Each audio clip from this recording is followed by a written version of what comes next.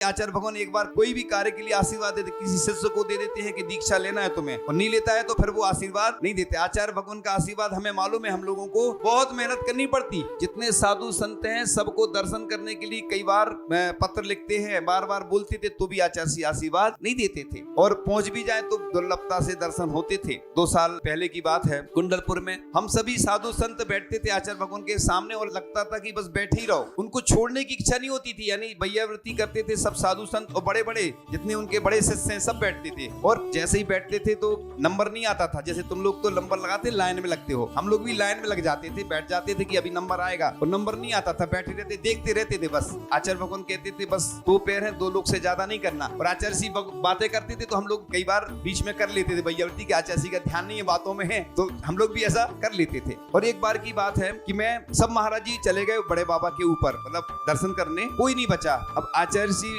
बचे और एक विनय भैया जी बचे, और आचार्य जी की भैयावृत्ति कर रहे थे, चर्चा कर रहे थे। तो उन्होंने कहा और मतलब महाराज हो तो बुला लो। उन्होंने कहा सब महाराज चले गए, तो पूज्य समय सागर जी महाराज बाहर बैठे हुए थे, उनको बुला लिया और वो भैयावृत्ति शुरू कर दी उनने। और हम भी बाहर बैठे थे तो माला फिर रहे थे, हम बैठे थे। तो इतने में विनय भैया बाहर आते हैं अंदर से कि आचार्य जी आपको बुला रहे हैं भैयावृत्ति के लिए। तो हमने कहा ये तो दुनिया का सबसे बड़ा सौभाग्य है कि मतलब आचार्य जी स्वयं बोल रहे हैं, और उन्हें बुला लिया। और उस दिन बहुत देर तक भैयावृत्ति करते रहे। तो हमने कहा आज तो कितना अच्छा अवसर मिल गया कि पूज्य बड़े महाराज जी और हम दोनों, बस महाराज के अलावा कोई नहीं। एक बार कुंडलपुर में भी ऐसा ही हुआ कि हमने सोचा कि आज भैयावृत्ति करना आचार्य जी की, तो उस दिन हमारी सामयिक के बाद हमने सोचा अभी उठ जाएंगे तो कर लेंगे, रात की बात थी और नींद लग गई। फिर दूसरे दिन फिर सोचा कि आज फिर अपन सोएंगे नहीं, आज सामयिक के बाद फिर आचार्य जी की भैयावृत्ति के पास में ही सो रहे हैं, और दूसरे दिन फिर नींद लग गई। तो फिर तीसरे दिन हमने सोचा आज तो लेटना ही नहीं, बिल्कुल आज तो जगते रहेंगे। और फिर आचार्य जी की भैयावृत्ति जैसे की तो आचार्य जी उठ गए एकदम से रात में। तो उन्हें देखा तो महाराज है उन्हें, तो फिर उन्हें कुछ नहीं बोला। तो यानी पुण्य बढ़ाना पड़ता है, कोई भी काम है लोग सोचते हैं कि पुण्य हमारे